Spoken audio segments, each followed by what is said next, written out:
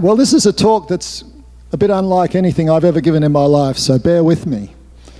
So, it goes back to 1987. I was originally called Gary Sargent. It concerns the journey to my first ever published book, which was published under my original name, and how this book came to be. So I'm taking you on a journey, a trip.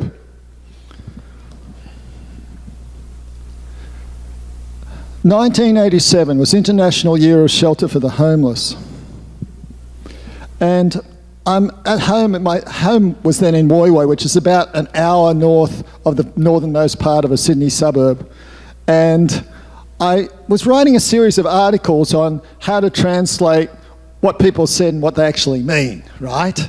So the most popular one was how to translate doctor's bullshit, right? And it was the doctor would say things like, well, you can't tell with these things, they come and they go. This actually translates as you've got 3 months left to live, right? Or if you've got like a few weeks left to live, they say, oh, we're just going to top you up with blood and send you home. So then you'll know, okay? So, but one of these articles I wrote was how to translate teachers' report cards. Like when the teacher writes something like a good term's work, it actually translates as, I don't really remember this child. And if they say a fair term's work, it means none of the teachers really remember this child. Or persistent, which means thick but does their homework, okay? So it was how to translate teacher's report card bullshit. And on this day, 10th of March 1987, I get a call and talk to the editor at the Times on Sunday. And she starts talking, she says, it's a very funny article. Can you make it less funny? And I thought, this is a very strange request. I've never had anybody request that I make something less funny. And then she suddenly comes out of the blue and she says, what are you doing with your life? And I'm going, what is this, 20 questions or something, right? And it turns out she wants somebody to go on the street for 3 days and 3 nights and write an article about it for that Sunday's Times on Sunday, this is a Tuesday. And she says, yeah, she offers me this gig of going out in the street. Now, to live with the homeless. Now, I didn't jump up and down and go, yeah, that's one of my dreams. It's like, you know, go out in the street with the homeless, no money, no security, no backup, you know, tiny amount of money. And I'm thinking, so I have to talk to my agent. Oh, you've got an agent, how boring. Well, he sent you the article. So I talked to the agent and he's sort of like, oh my God. He's like, what about, you know, health insurance and stuff? What if things go terribly wrong? And I said, what about my dog? I've got a dog. Who's going to feed the dog? And my car was malfunctioning. It wasn't working. And apparently he phones up the agent and the agent says, oh, I'll do $20 a night for put it in a dog refuge. And my agent says, I won't take a percentage of the refuge fees for the dog, right?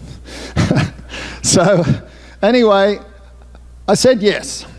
So I caught a taxi to the Woy Woy station and I smuggle the dog on the train and I get off at Epping where my mother's place is, my father and brother also live, and I drop the dog off and I throw down some food and then I'm in a taxi on the way to things. Now, of course, I had to put together some sort of survival kit for on the road. So fortunately I had an army greatcoat. This isn't the one, although my army greatcoat also had sergeant stripes on because my name was Sergeant at the time. And I took a couple of wind cheaters. I wore the sort of clothes you keep around to do painting jobs and stuff like that. I hadn't shaved for days. I desperately needed a haircut. So that was the sort of fortunate thing. So I go into the office where the woman is. This isn't the woman or the office, of course, just represents it. And she's talking about what she wants and she says, look, phone up every day to assure me you're still alive. And she says, you know, don't get raped or mugged, but if you do, it would make good copy. Yeah, good on you. So I go out on the street, day one. I don't know anything about how to be homeless, right? I know that the homeless tend to hang around Central Station in Sydney. So I go there, and sure enough, there's some homeless there, And there's a sign up. By the way, at first she said, you can take $20 out, and then she talked to somebody else and she said, you can take $10 and a couple of some change. So I got $10 to survive 3 days and 3 nights. And there was a sign up for salvos and say, if you're in trouble, phone this number. But apart from anything else, I don't want to spend the 30 cents on making a phone call. So this is another view of Central Station, and across the road to, he says, hopefully the, yeah, no, oh, it doesn't, it's not really showing up. Anyway, on the left, there's a park, Belmore Park, which I knew homeless tended to go to. So I wandered across to that. And yes, there's homeless in the park. And there's homeless people sleeping in the park, and it's daytime. By bad luck, I'd only had like 5 hours sleep the night before. So I'm pretty tired already. It's like about 4 o'clock in the afternoon. So I lie down, and it's because it's much safer to sleep in the daytime. It's warmer, you know, much, much safer. So I lie, and I don't know where I'm sleeping that night. So I lie down, and I have like an hour's sleep. When I wake up, it's like dusk. And there's a park bench in Belmore Park where there's Aboriginals gathered around drinking, and there's a couple of whites there. So I wander towards the park bench because I've got to meet the homeless and strike up conversations with them, and I still haven't yet really worked out a cover story about why I'm homeless and stuff. I'm not going up to them and saying I'm a journalist. So as I'm going up, just get there, the Mission Beat van arrives, and they're trying to persuade the Aboriginals to come in off the street, but they're having a good time getting drunk and stuff. No, we don't need it. And so what they do is that some of the Aboriginals, if somebody's getting drunk or run down, they try to get them to go into like detox for a while or go into a refuge for a while. So they're trying to get one of the older ones in. They say, no, not going in, keep drinking. But I go up to them and I think, if I could drive around in the be driven around in the Mission Beat van for a while, I could get to see some of the, you know, homeless people on the streets and stuff. It'd be good research. So I go up and I say, what's your name? And I say, Gary. And they say, oh, yeah, where do you want to go? And I go, anywhere. Like, I just want to get in the van and be driving around. As soon as I get in the van, they get on the radio and say, oh, we've got a Gary here, you know, to come into the refuge. And they say, and on the other side, they say, drunk or sober? And they go, sober. And say, yeah, bring him in. So unexpectedly, because the editor at the Times on Sunday said, don't sleep in a refuge on your first night. Sleep open, because I want you to sleep in the refuge in the last night so you come in fresh to write the article. She didn't know what refuges were like, right? But anyway, so I end up, unexpectedly, at the Sydney City Mission, their intake centre. And I'm checked in, and the guy's saying, you know, why are you here? And I said, I used to live in Melbourne for a while. So I said, I've just come up from Melbourne and I was escaping a bad situation and I don't want to talk about it. And I fall back and some of my acting and I cry and stuff. So he doesn't, because I still don't have really a cover story as to why I'm homeless. And they give me, of course they feed me, they feed all these people. And you don't get to say, well, I'd like this and I'd like some bacon. And, you know, you just get whatever you're given, you eat, right? And a lot of people are like this.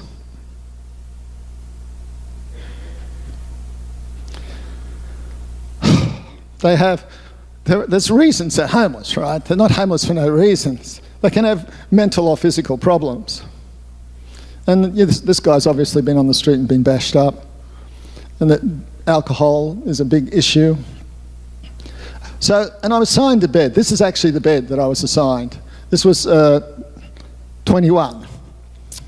And even though it's just a slab of rubber and there was some cigarette burns in it, which was amazing because you're not supposed to smoke in the dormitories or anywhere, and you're supposed to go outside. And the pillow, oh my God. The pillow is easily the worst pillow I've experienced in my life. It was made of straw, right? So I just ended up discarding the pillow and using rolled up wind cheaters as a pillow. Now I will be reading sections of the book because otherwise, you won't get it quite the same flavour otherwise.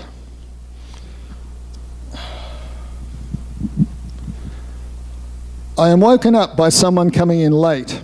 He takes the bed nearest the windows, first opening them wide up. This is in autumn, in cold autumn, and pushing the curtains to the side. So the maximum amount of cold air gets into the dormitory and light. So we're hearing trucks and cars coming, roaring past. I wake up again. A door has slammed. Some guy going to the urinal. I'm cold, so I put on one of the wind cheaters I was using for a pillow. Still cold. I put on one of the blankets that came with the bed. Still cold. The one blanket. There wasn't more than one. I noticed that the other people are happily sleeping with only a sheet on. They are not suburban soft like I am. Using my army greatcoat as a blanket, I finally get just warm enough. Now, the next morning, I've got in the book, it's woken up by a prison guard, which is sort of how it feels like, right? It feels like, because you've just woken up early, like 6 o'clock or something, because they want to feed you and get you out. Anyway, and I agreed the night before to help clean up as part of, gratitude for staying. So I helped them clean up, and it's laundry day. They're collecting the sheets and the pillow slips. In one section of the men's dormitories, there is a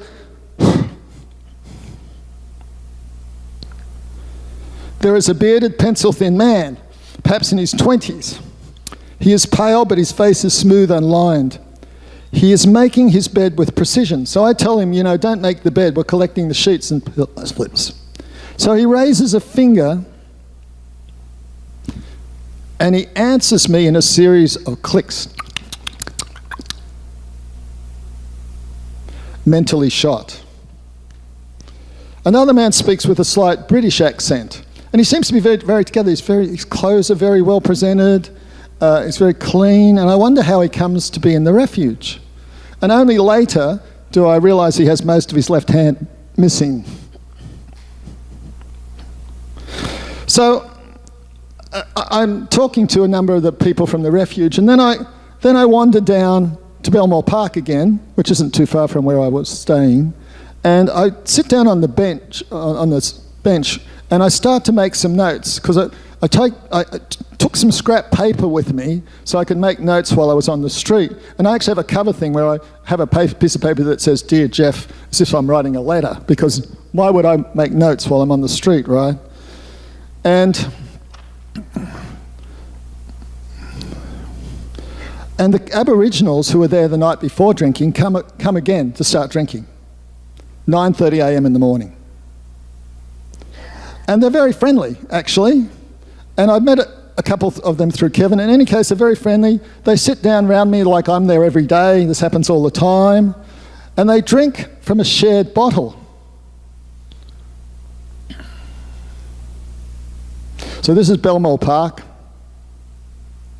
And this is the table where I was making notes. We'll come back to that scene. And I get to meet some of the Aboriginals, and one of them is Mick. Mick is the guy who's on the right there. Oh, sorry, the left as you look at it. He's on the left, Mick. You might notice that his left wrist is bandaged. It's bandaged and he's got scabs on his knuckles. So he's obviously been in a fight. And he's actually dating the woman on the right there, Apples. They're quite an item, and they're very keen on each other. So I start falling in to drinking with them. Now what they tend to drink is this, if they have an option, fortified wine, okay? Because most bang for your bucks, right? It was only cheap, it was about $8 for a flagon, and they pass it around the group, all right? So I do the round. So it came to you take a couple of swigs and pass it on. And you couldn't wipe the top of the bottle because that was like rude, right? Disrespectful. And so that's what I was doing, right? I'm thinking, I'm glad they ruled that AIDS, because this is the AIDS era, I'm glad they ruled that AIDS doesn't get transferred by saliva. But of course, other germs do.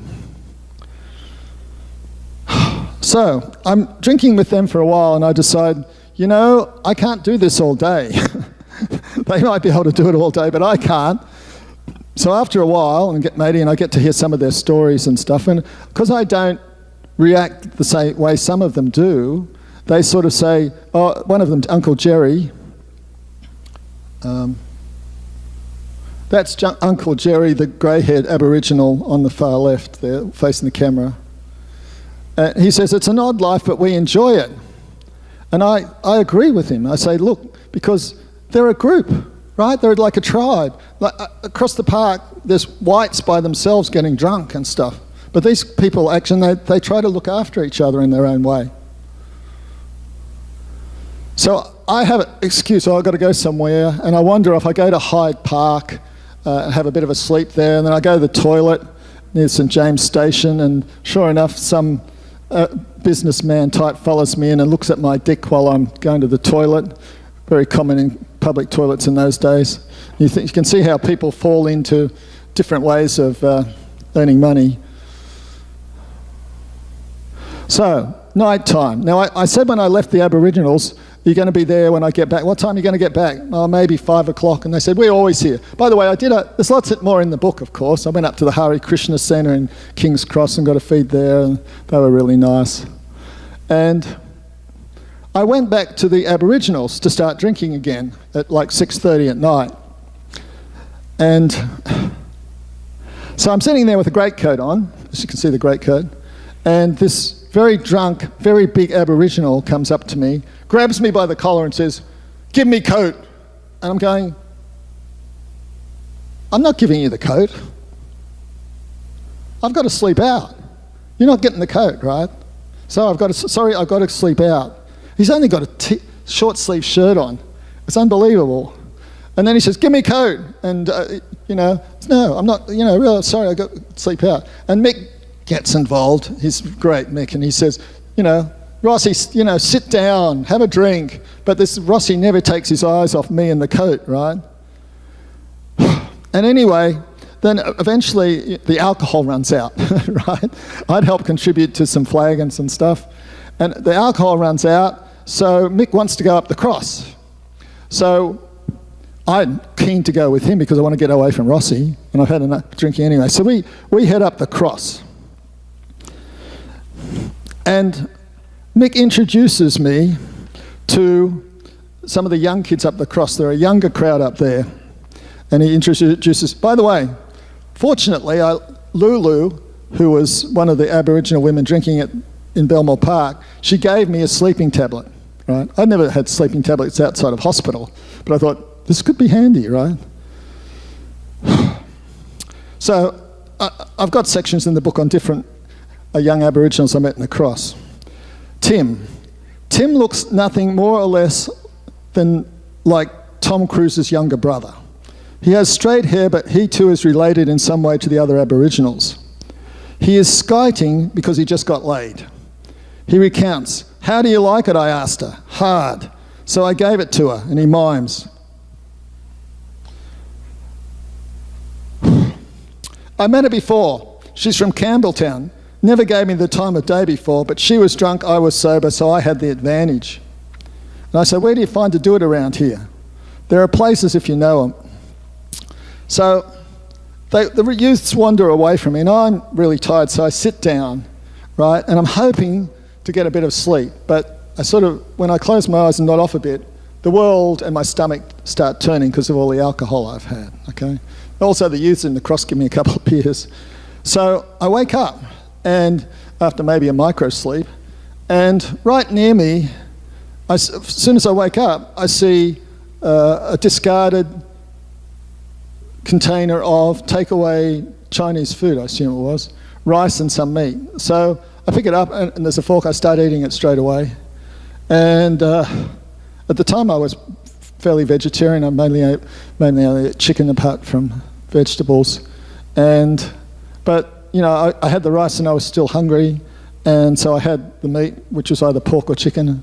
The previous time I'd had pork, I hadn't been too well. But anyway, but then only after I eat it, I thought, oh, what about the germs? But because I had that night, I don't go to bed hungry, and now it's like midnight or later.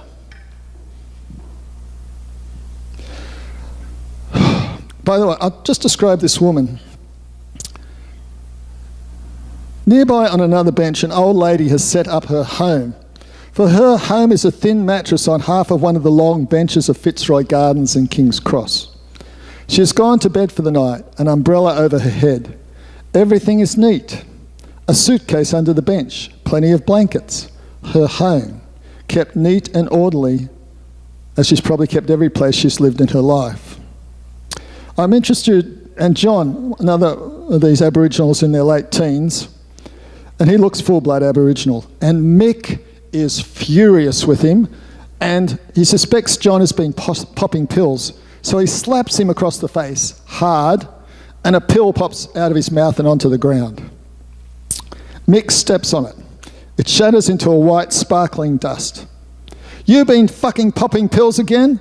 No man, just Mogadon. They're not fucking Mogadons, they're fucking Serapax. No man, Mogadon. Mick is furious. Mogadons aren't fucking white, they're fucking Serapax. No man, don't pop fucking pills. Be a drunk. Being a drunk's all right. It's all right to be a drunk, but if I catch you fucking popping pills, I'm going to kick your ass all around the park. No, man, don't do that. I love you, man. I've got a good mind to take you over there and give you a hiding right now. You know what I'm going to do? I'm going to phone up your sister. John cringes, shrinking into himself. No, man, don't do that. Please don't phone Mary Ann, man. I fucking will. First thing tomorrow, I'm going to phone Mary Ann, and she's going to get the bus from Mildura, and together we're going to kick your ass all around this park. No, man, please don't phone my sister, man. I love you. So I'm sitting in King's Cross with Mick, John, Apples and Chris, another young Aboriginal. And these other young Aboriginals run in and say that some whites have been hassling them. They call them gubs. In those times, the Aboriginals used to call whites gubs. I don't know where that expression comes from. Maybe from Gubner, I don't know. But they always referred to the whites as gubs. So there's no question about whether this fight's justified. Mick and the other Aboriginals, rush off to see if they can help in the fight. John tries to, but he can't stand, so Apples and I push him back into his seat. I trail the group that's headed for the fight. There are 3 white guys standing in the entrance to the Astoria hotels and about 6 Aboriginals. Not all of them will fight. Brief words are exchanged and the gubs smile inanely. They do not see what's coming. So the gub on the white gets floored by a series of punches from a young Aboriginal. One of the other guys is going, I don't want to fight, and he runs and he gets chased. I never find out what happened to him. And I didn't see it, but apparently Mick took out the white in the middle. He just hit him with one punch, he was strong, and he went 6 foot backwards, and that was the end of that. So from the book, there is a code, you see. The Fitzroy Gardens, the cross is their home. They feel they have the rights to it. They're only fucking visitors. We live here, says Mick. Mick points to a small park across the road. I lived in that park for 3 years. Visitors give them hassles in their home, they cop a hiding. Fucking gub, says Tim. Sorry, he says half apologetically to me as we're sitting on a bench back in the gardens. There is talk of the fight. John, the one who's doing drugs as well, and he starts half singing a song about Captain Cook and how he should have been strung up, that the land was stolen. And he looks aggressively at me. And I say, I agree with you. He does not seem to believe me. No, I think you're right. It was stolen. He still does not believe me. I put my arm around him and he believes me then. He says, I love you, man. And he says and kisses me on the cheek. Sorry, I'm getting very involved. This is like the cross. This is where we were sitting down at night on the Fitzroy Gardens, because it was dark. And this is the sort of place they were when the whites were confronted by the Aboriginals. All right, so now it's late. I don't know what time it is. Didn't have a watch, of course. And we head to where Apples and Mick and I are going to sleep the night on the street. This is a screenshot from a video, but it gives you some sort of idea about why this is a good place to sleep, okay? Firstly, there's a wall, there's chip bark, and the chip bark is softer than concrete. And also there's a wall at the back, so you can sleep with your wall against the back, so you can only be approached from one side, and you're sort of behind a bit of tree, so you're not so visible. And Apples and Mick, they left a sort of mattress there, a rubber thing there that they would sleep on. So, and Mick offers me a blanket, right? I can't believe it, you know. And I say, look, oh, no, you know, you might need it. And they go to sleep pretty soon, and with just the one blanket. And I have everything on that I can, fingerless gloves, beanies, a wind cheater. I actually gave away a wind cheater. It was supposed to be a loan, but I never got it back earlier.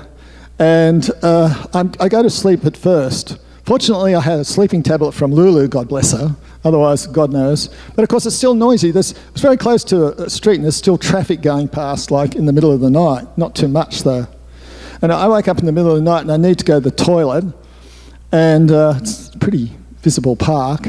And I think I'll go to... there's a public toilet nearby, but I would have never gone in there at night time, and it was locked anyway.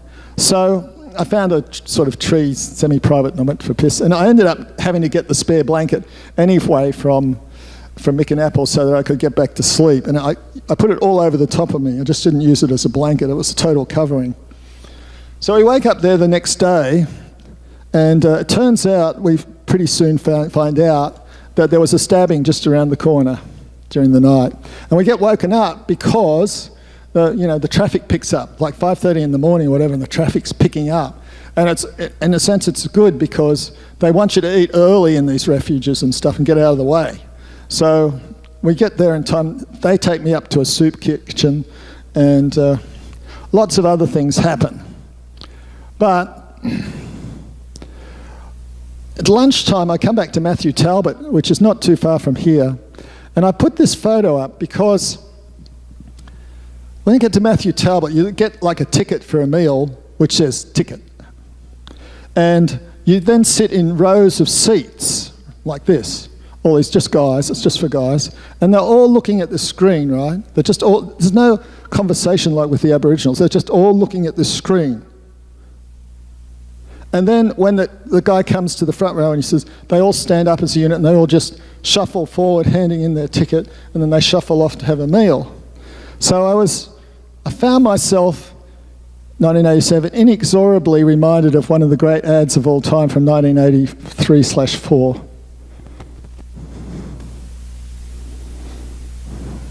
This is really reminiscent of what it was like.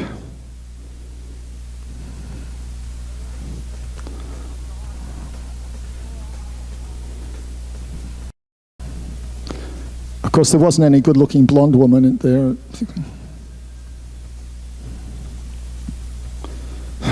So much like what I was like.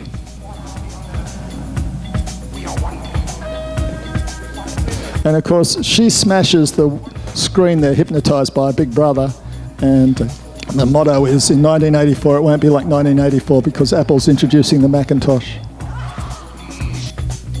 So then you get the feed, and the food was really good, probably the best meal I had, warm and nice, and you can see a guy there, if you leave food behind, somebody else grabs it, right? He's putting his fork in there to grab it. That was a little bit previous. Let's go back. And so I'm walking on the way out, so I want to describe something that happened to me when I'm walking out. A guy in front of me asked for a towel so I can have a shower, and I'm thinking, oh my God, you can have a shower here. Like, I haven't changed my clothes, even taken anything off for like, I don't know, a couple of days or something.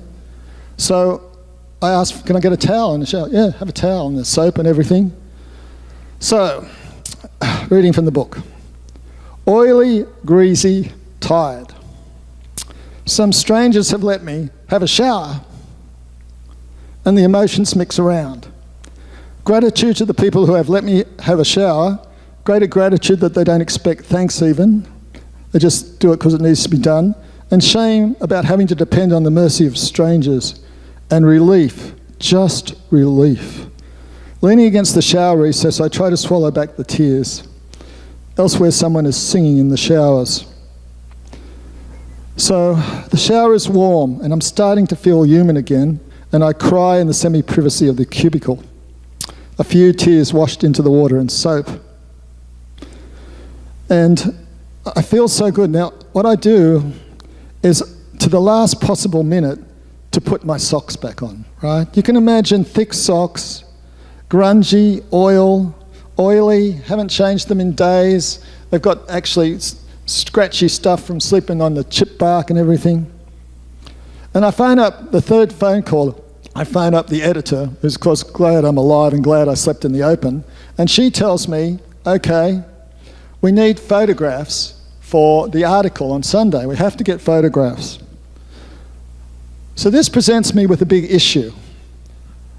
How am I going to keep my cover intact with a photographer from a national newspaper?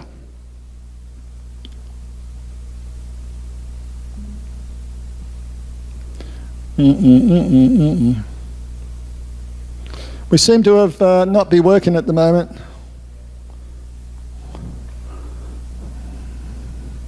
Trying to get it working. Anyway, so I've got to come up with some sort of cover story where I can get the photographer and keep my cover intact. And I talk to the photographer on the phone and I say, look, okay, one thing is, when I introduce you to people, you don't know my name, okay? You forget my name, even though I've told you that. Which brings up an interesting thing, that I never once repeated my name on the street. You would tell them and they would just remember your name. Because like, people are more important there, right? That's all you got, it's your friends. So I take the photographer to one place where he can watch me eating on the street. And this is a photograph of me that he took. I'm wearing the greatcoat. And then I have to get him to meet the Aboriginals to take a photo of the Aboriginals. And that's an issue, right? So I said, look, this is what we're going to do. You're going to buy a flagon of Tawny Port, which you got wrong. It ended up being 2 bottles of wine. And so it looks like a bribe so that they will accept you and let them take the photo. So I go back to Belmore Park, and of course they're in Belmore Park drinking already. And I go up to one group and say, can you take your photo? No, I'm wanted, can't take photo. Take the photo over there, they'll be okay. So I go to the group around the table. This is where this photo comes from. Okay. And they're quite happy because they're getting a couple of bottles of wine out of it, and they say, well, yeah. And I said, look, I ran into this guy, it's International Year of the Homeless, and he wants to take some photos. So I thought, I get him to buy a couple of, bottle of wine for us and stuff. And they said, great, good idea, right? So they said, when's it coming out? Because I want to see their photo in the newspaper. And he did well. He said, what's your name again? Like he'd forgotten my name. And eventually he wanders off. Now, I said, you need to give us a couple more. I do what the homeless would do. I hit him for a couple of dollars for the next flagon of port, right? And he gives me $2, and I do what I'd seen other homeless do. I reached into his wallet and took out another $2, right? And I go back to the group, and Apples see what she did, see what I did, and she said, he reached into the wallet and took out another $2. And Mix goes, good on you, mate, you're going to be okay, right? And so we're back drinking again. But now there's another issue, and the issue is I can't sleep out. For starters, they don't want to sleep out in the open so much that night because of the stabbing the night before, and they try to have an occasional night in refuges to get some more rest, I guess. And I want to sleep in Central Station, so I have to come in. And if they knew that, they'd try to stop me because they're like mates now. Mick and I especially, we become very fond of each other. And so I come up, I've got to have a reason. So I said, look, I'm going to catch the last train up to Gosford. It'll be so late they won't check the tickets. I've got a friend up there, blah, blah, blah, blah. And Mick and I say goodbye, and it's actually quite like emotional because we've become so friendly. See if I can find it.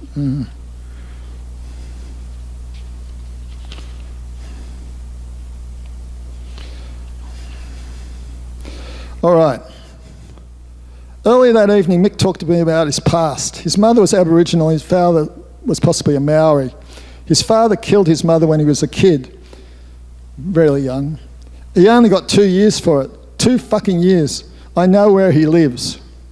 After that, he was fostered out. We grasp hands. Mick tells me that I'm welcome anytime. You're all right. Thanks for everything, mate. We put our arms around each other and hug like brothers. I will miss him. So I wander up to Central Station, where I'd seen, and this grand hall at Central Station, this is where I slept, on a bench. I'll read you another section from the book.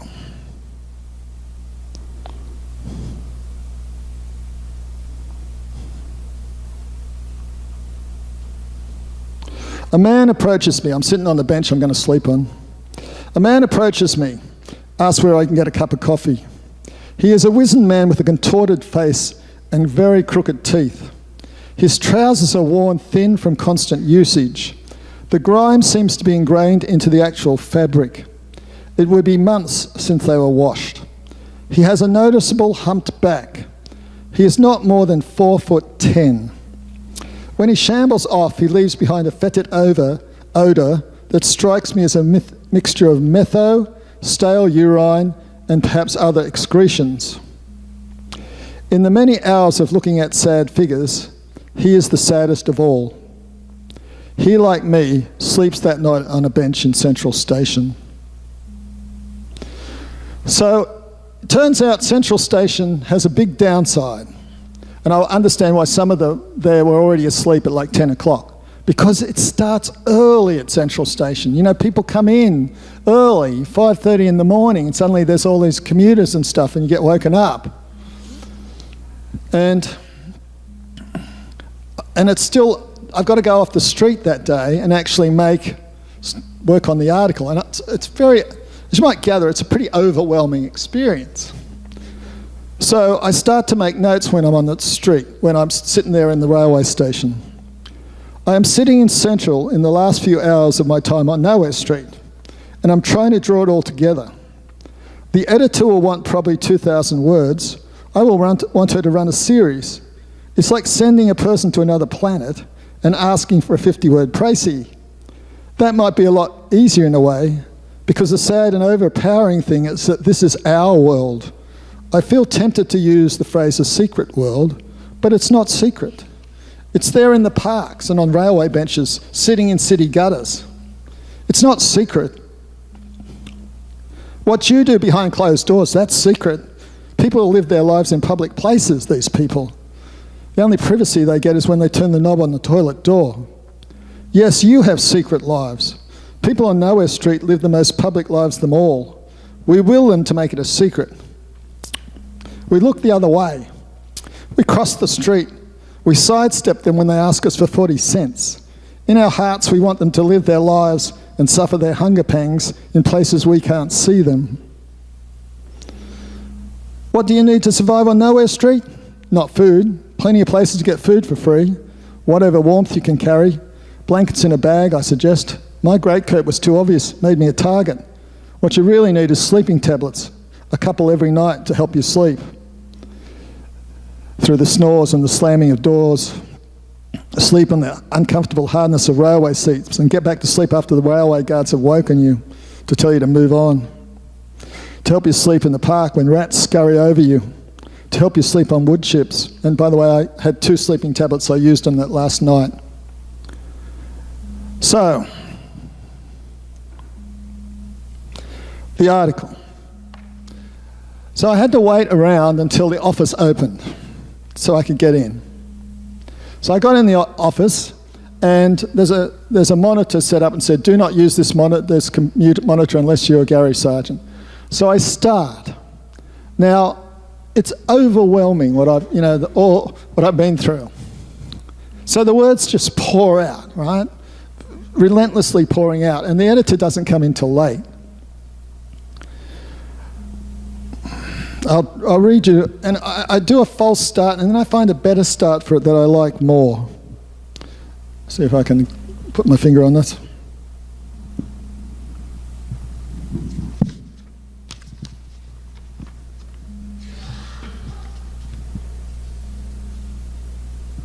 Finally, I have a concept, a tone for the article. I write a new beginning.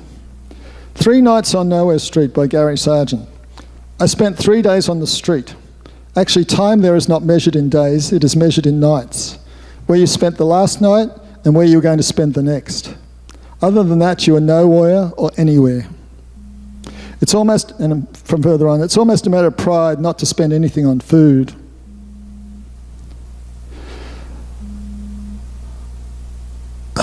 Anyway, and I described some, and finally I had a tone that was right, so I started again. It's 12:50, nearly 1 p.m, and the tone of the article works. It's still a bit scattered. The word total reads 4,358 words. And the editor comes in and she's horrified that there's so much material already. And I'd say to her, we shouldn't use the names, right? I didn't present myself as a journalist. We should change the names. No, we have to use the names of the people on the street. So, well, I can't remember them all. I can't remember one in particular. Go to the toilet, remember the name. And this was a guy who told me he'd broken the law and was wanted. I didn't want to remember his name, right? And I couldn't remember his name and I didn't want to. And then when she jumps up, I add more, and she's got to go off somewhere else. I add a few more things, and she's horrified that I've added more things. And I write another paragraph to near the end. When I finally come to leave Nowhere Street, I leave Mick and Apples and Uncle Jerry with emotional farewells. I've told them I'm hitching further north, blah, blah, blah. They want to take me down to a refuge and make sure I get a bed for the night. Nobody wants to sleep out after the stabbing. I know they wouldn't let me go and sleep at the railway station. They are good people and they look after their friends. Mick tells me that I'm welcome any time and that I'm all right as far as he is concerned. He's been a good mate to me and I tell him so. We clasp hands and hugs. I will miss him. So I'm exhausted. I've written all I can pretty much and I slump on the floor and the editor takes over. But then about halfway through, I realise that she's not editing. She's rewriting.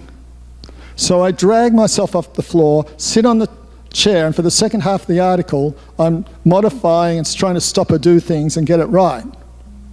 And then it's like 4 p.m. and it has to go off. So it has to go off and be typeset.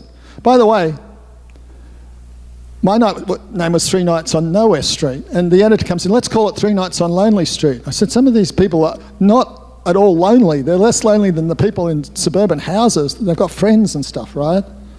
And so she said, okay, well, 3 Nights on Nowhere Street. By the way, when I walked in the office, what really struck me, how effing clean it was. Even the garbage was clean. The stuff in the garbage bins was like clean garbage. I couldn't believe it. This is a sort of terminal I was working on. It was assigned to me. So the article comes out. Notice it's called 3 Nights on Lonely Street, because somehow the typesetter changed it to Lonely Street, right? I start to read it and I throw it away across the room. I'm so disgusted by the first half of the article. A friend who reads it actually phones me up and says, he saw the article, he thought it was good. And he said, I have to say, the second half of the article was a lot better than the first half of the article. I said, yeah, funny about that. So I've come off the street and I'm back in Woy Woy and I contact my agent who's glad I'm alive and I say, there's a book in this. And he says, no. And I say, well, I have to write it anyway. It's like burning through me. And he says, well, if you have to write it and we'll see what's possible. All right, so the process of writing the book. I went back onto the street. I did about the first draft. It was in a pretty good shape. And of course, I basically lied to these people. This is Mick again. I basically lied to these people about who I was and what I was doing. And I thought, I wonder if I'm going to cop a hiding. It's my 5th attempt to find Mick and Apples this week. I kept going back to Belmore Park, but unbelievably they weren't there. Neither was Uncle Jerry or Herb or Lulu. They said, we always hear they're not here. Eventually I find them near Matthew Talbot Refuge, near where we slept in the park. And they're drinking wine. And Mick sees me, his face lights up. Gary! And Apple says, where you been, my darling? Up north, they say, taking a flagon of port out of my haversack, passport. And we grab and I kiss Apples on the cheek. And I say, you saw the article when it came out and the photos? Yeah, we were all in it. Hey, Uncle Jerry, the lot of us, we were all in it. They'd actually bought a copy of the newspaper, amazingly. I wrote it, yeah. So I'm saying, looks like I'm not going to cop a hiding for lying to them. And I said, were you surprised that I turned out to be a reporter? Didn't you resent me for not telling you? Nah, he's just happy to see me. I show them a draft of the book and show it's dedicated to them, to Mick and Apples and others. And they're delighted. Anytime anybody says anything slightly negative about me, Mick jumps in and says, hey, you know, listen, he knows what it's about. He lived with us for 3 days. He slept with us in that park over there. One guy's particularly drunk and not sure about me because I'm a gub. And he asked me not to mention his name, and he starts singing an anthem of blacks, which I get him to repeat. It's, wake up, white man. Now the white man's taken all our land, leaving us nothing except empty hands. Can't get jobs because we're black. We're rated second-class people, and that's a fact. When all we want is land and recognition, not to be drunk and thrown in prison. Now white man wonders why we all fight, when all we want is just land rights. So when our race begins to die, and all our elders start to cry, please, white man, just realise the hurt you brought to the black man's eyes. So, the book is taken up and published by Fontana. And things arise because of the book. And of course the book I'm happy with, okay? Interestingly, I just read it in preparation for this talk, and I thought, could I have done a better job all this time later, decades later? The answer is no. There's a few little tricks I could have done with punctuation, and that's it. If you're watching this from the safety and the warmth of a family home, you're probably not going to get very close to knowing what it's like to sleep out, to live without shelter, without any choice.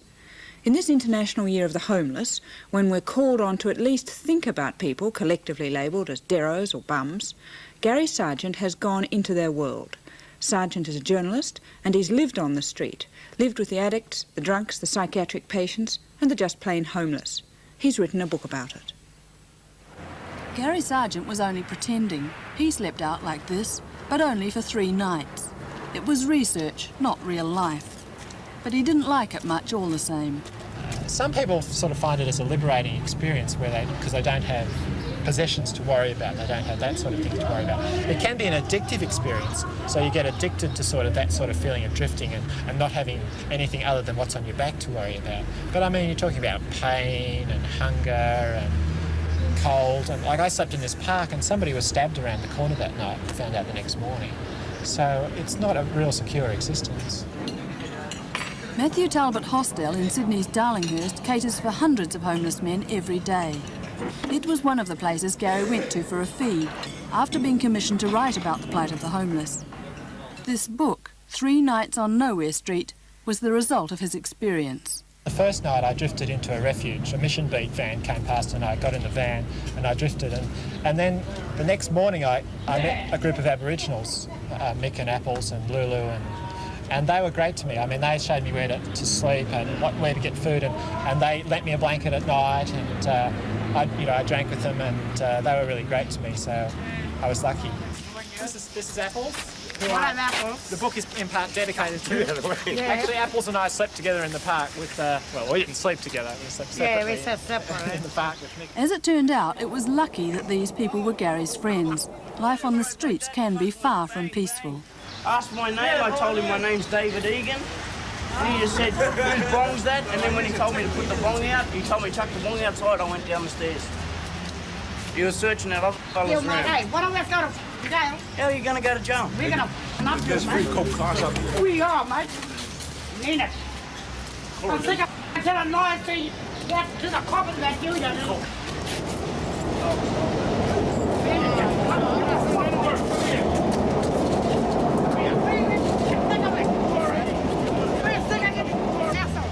The row was over allegations of theft from a police officer's car, which the Aborigines said they were being blamed for. We told the police that we're only just drunks. Yeah. And we don't harm nobody there or nothing, we don't do nothing wrong. So why pick on us? Because they're looking for him, not us. John, you live in the refuge, and both of you live in the refuge. And they're both John. No, I lived in the Hay Ridge. We live in Belfast when it was bombed. Did you? Yes. Right. It was blown to hell. And so how long have you been in Australia? Since 1952. Right. And how long have you been living in the refuge? This is not... We don't live in a refuge, we live at Matthew Talbot. Oh, right. And what do you think about the people who sleep out on the street? Well, that's their fault. Oh, I'm living in a squatters at the moment. You're in a squat? Yeah. Uh-huh. And how long have you been staying in the squat? one night, Oh, right. last night, till someone fell on top of me. And how long have you been living around here, in the refuge, just around here? Oh, about 20 years. 20 years. Where were you before that? Well, I used to be normal. I used to work.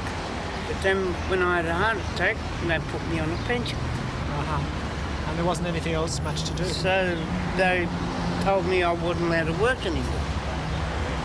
So that was that. There's ain't no place for losers or the innocent of mind.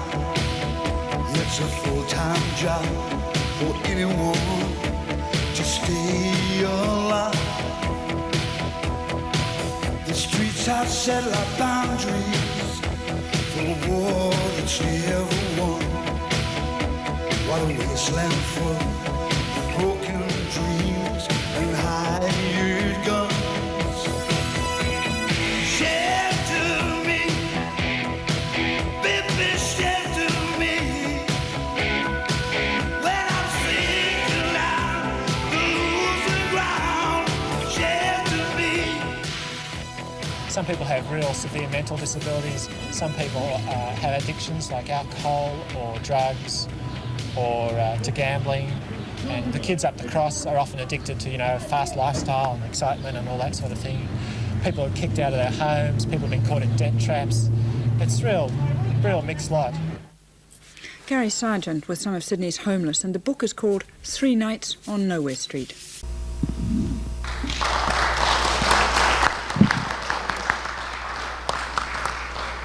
One of the interesting things about that is the director of that segment was quite a young lady, and she was totally freaked out, like the social work students who got freaked out when they came onto the street and saw these people with lights on and not much home. So that's why I ended up doing the interviews, right? Because she couldn't do it, so I ended up.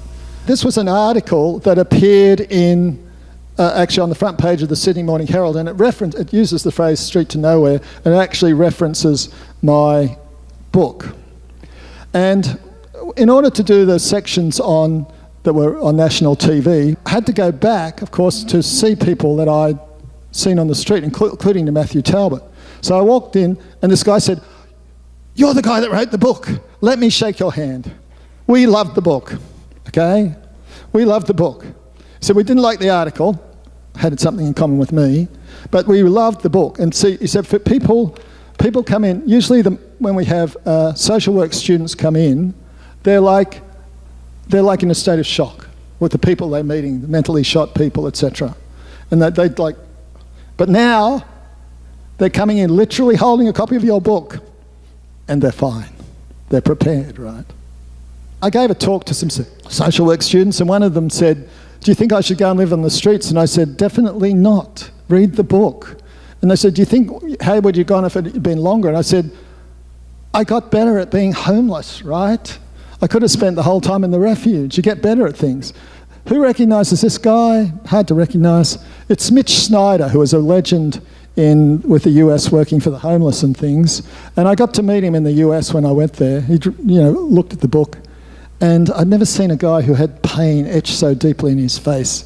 When meeting all these homeless people that he had to turn away because they didn't have any more beds in the refuge. And they had a different philosophy about refuges that was like their home. They could stay there all day long. They didn't get kicked out or anything. And they actually did they actually made a telly-movie out of his life starring Martin Sheen, Samaritan, the Mitch Snyder story. You can watch it on YouTube, it's there. And a couple of years later, Mitch Snyder got dumped by his girlfriend and he committed suicide. So it's sad. But now, the other thing that I suspect was an outcome of the book is about 8 months after the book was launched, they did the first ever sleep out in Sydney, where people would go there and they'd experience a little taste of what it's like that homeless people have to sleep through. And of course they weren't supervised, they weren't in danger. But one of the things, when they interviewed one of the women, said, "It's so noisy here." It's like, yeah, tell me about it. When I went off the street and I slept in my parents' night I'm lying in bed thinking, what the hell, something strange here. And I realised what it was quiet, right? Oh, what happened to the student report cards that she turned down? By the way, I should go back. By the way, the editor, we had to bounce the book off the editor, the manuscript. She was very, very upset. Oh, you're very sanctimonious. You know, I shouldn't have employed a non-professional like you. What happens between a journalist and an editor is sacred and shouldn't be like public. It's all right for me to go out in the street, not say I'm a journalist, right? We can use their names, but, you know, don't do journalism about journalists, right? No, can't do that. So we had to delete her name and the names of anybody in the photographer and everything. So she's just referred to as the editor. And as my agent reminded me, that whatever her flaws, because of her idea for the article, you know, powerful things came out of it. So the article that she turned down, student report card translating, actually became the banner article in the Daily Mirror. It's like the banner that they put outside the newsagents and stuff, the article of the day. And I gathered them all together, all these translating articles, and it came out as my second book, The Complete Guide to Translating Australian Bullshit. Oh, I thought I would, in those sort of days, don't try to read the letter. I'm going to read it out for you.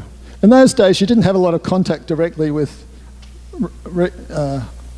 readers, right? Because, you know, there were emails and websites and stuff. So my brother sent a copy of the book to a friend of his. And so this is what she wrote to him. Dear Bruce, my brother, how does one say thank you enough for the gift of Gary's book? I loved every word and have found it totally unforgettable since finishing it. I look at the homeless so differently now, even look for them and truly notice that they are there. Walking through Central Station today was a new experience in awareness. What a drafty place to have to sleep. Needless to say, I filled 3 old clothes bags for the Salvation Army this week instead of waiting for a couple of months. I will be buying several more copies of the book for people I believe should read it. And she also wrote a letter to me. Dear Gary, thank you for signing your most remarkable book for me.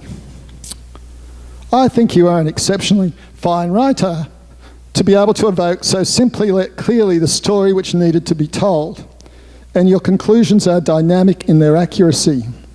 Having been a copywriter and publicist, TV writer and producer of commercials, I really understood everything you said and didn't say about feelings of having your work diluted.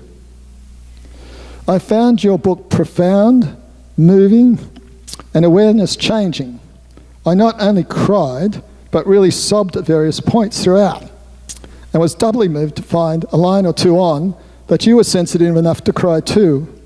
Not a trait I'd expect too often in a journalist. Not only that, but admitting it thrust you up into the clouds in my estimation. I'm proud to almost know you and to have read your wonderful book. In fact, having read it, I feel I do know you and admire and respect you tremendously. Congratulations, I trust there are many more books in you and hope to read them all. Thank you, Gary. Sincerely, Roma. I've got copies of it for sale for 300 baht, as well as some of my other books. And I really suggest, and it is available free online, by the way.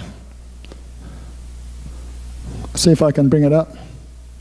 QR code here. You can go and you can read it free online. But I really, really suggest that you read the book, because reading the book is like a retro thing in itself. It takes you back, and you need to go back. And you've got to remember, this is a historical document. This is about homelessness on Sydney streets. It wasn't about homelessness in the US or Russia, or about homelessness now when there's so many families that were homeless. And in fact, in that, the woman starts to say, we're now experiencing for the first time homeless families. So if anybody can read the book and not feel some tugs of emotion, okay, fair enough, whatever. Yep. Your editor didn't give you a lot of time to prepare, no time really. In retrospect, was that a good thing or a bad thing? I think it was actually a good thing in the sense that I was in that position of being hurled, like somebody hurled out of their home. And I ran into some women who were like young women who were escaping terrible situations at home, and they were like in that position where they didn't know how to be homeless, they didn't know where to go, how to get feeds, anything. So I think that was actually a good thing. What the bad thing was, there wasn't enough time to do the article proper justice at the other end. Oh, one more? Sorry. Yeah, yes. I had a personal connection with this situation. I had a brother who was on the streets from about 25 to late 60s. But I was wondering if you could speak to sort of what you see as the primary reasons why this situation comes about. Mental disabilities, physical disabilities, dependence on, addiction issues. What do you see as the big drivers? Well, it varies from place to place. Now, in the terms of the Aboriginals, Aboriginals were originally pretty mobile anyway, right? And it tended to be almost like an inherited state. And a lot of them had been adopted out because there was this tendency at one stage to adopt stolen generation that went into, they stole them from their parents and stuff. So that was a different case. And then, of course, there was the mentally shot people who were just really quite mentally shot. And then there's the alcoholics and the drug addicts and things like that. So there can be many different categories of the homeless. And, women girls especially escaping from sexual violence and stuff like that. So it can vary very wildly. And this book takes you on a journey, and I don't propose, it's not a thesis on homelessness, it's actually a thesis on, become aware of them, all right? Don't look the other way. They're human beings, each with their own story. You're back with us on Today. Well, this, you may or may not recall, is the International Year of Shelter for the Homeless. And ironically, across Australia, there's a steadily growing number of people forced to sleep out, and they include young people, families and the mentally disturbed. Gary Sargent spent 3 days and nights with the homeless of Sydney earlier this year on assignment for a newspaper. Now, he's written a book about his experiences. It's called 3 Nights on Nowhere Street. Gary went back out onto the street for this report.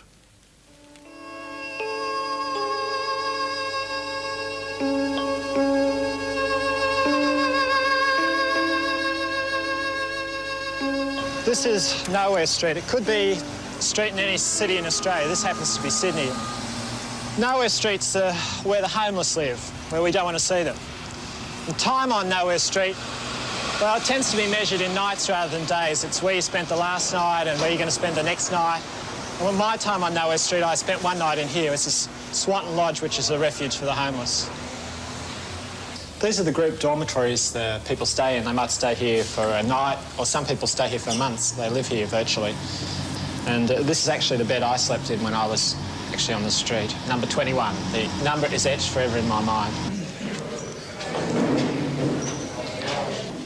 Breakfast, in fact, any meal is like a process line. They queue up, they pick up their meal, they sit down, they ingest nutrition, and then they go back out on the street to do nothing or to drink or just to wander around until I get another meal. This lady I actually almost met anyway when I was at my time on the street because she was queuing for a meal. That's right. At the Hare Krishna place. She often queues there for a meal. Where did you sleep last night? Well, I never tell where I sleep. No, not where. Different places. Oh, different places. Yes. I think most people do have different places to go to. Yeah. So you slept on the street last night? Not on the street, no. In a park or something like that? Oh, no. Somewhere out of sight. Somewhere out of sight? No drunks, no lesbians, no hobos. Nothing like that around me. Right. 18 months ago, we were seeing about 15% of our hostel population. Now, at least 60% of the people that we accommodate here every night are chronically mentally ill. Many of these people have spent years in mental institutions. They've been released into the community, but with no backup supports, they fall apart and they end up in the homeless scene. Do you think the problem of homelessness in Sydney is growing? Definitely. It's the people that we're seeing now are a lot younger. They're on the streets at a very early age, and yes, it's increasing.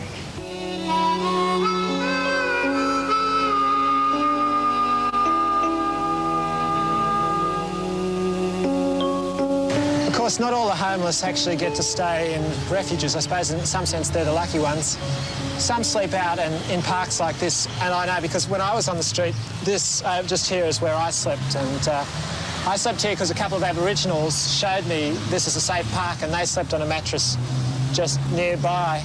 Why this is a fairly good park to sleep in is because, well, for a start, there's chip bark to sleep on, which makes it a bit softer, and there's a wall here, so you can put your back to the wall, so you can only be approached from one side, which makes it a little safer. And also, you can probably hear how noisy it is. Well, it's noisy even late at night. Of course, one of the big problems about living on the street is the lack of security. You're vulnerable, you're open to violence, to people who think you're easy to roll, get a couple of dollars off. You had troubles with being victimised at all? Yes, yeah. What about that above your head there? Oh, that was a couple of larrikins that did that. Just your eyebrow? Yeah. And why did they attack you? For money. Happens all the time around the place. It's funny, when you're on the street, you sort of tend to drift. You sort of fall in the habit of just drifting through your life. You lose the ability to plan in advance because there's nothing worth planning for. And it's International Year of Shelter for the Homeless now, but for a lot of them it'll be just another year that they drift through, days, nights, and there'll just be another series of nights on Nowhere Street. I hope you got something you can take away from the talk, and I do recommend you read the book. You'll find it's a very powerful experience.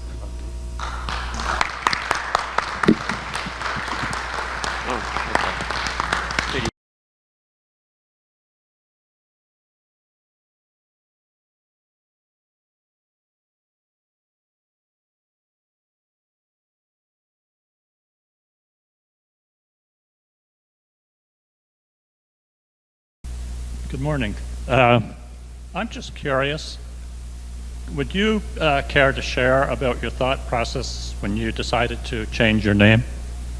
I've given a talk about it at the club, but unfortunately it's a fairly long talk. A book came out of it called The Secret Meaning of Names, and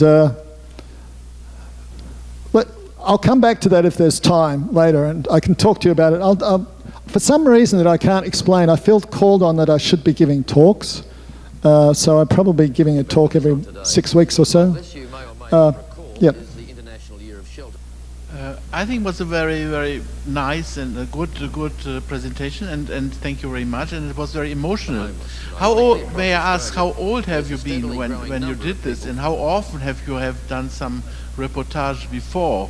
Is it not also a question of age to get so touched by it? Now when we get all, as I see, more or less older, I think we get a little bit more cynical about all these things, because, and I think this emotional, what you had, and it was very important for your life, what I understood, is, I think it's not repeatable and very difficult when you're a certain age, because you saw so much and you just protect yourself. At this time, apparently, you were rather open to all this. Okay, this is my question. I was 31. So...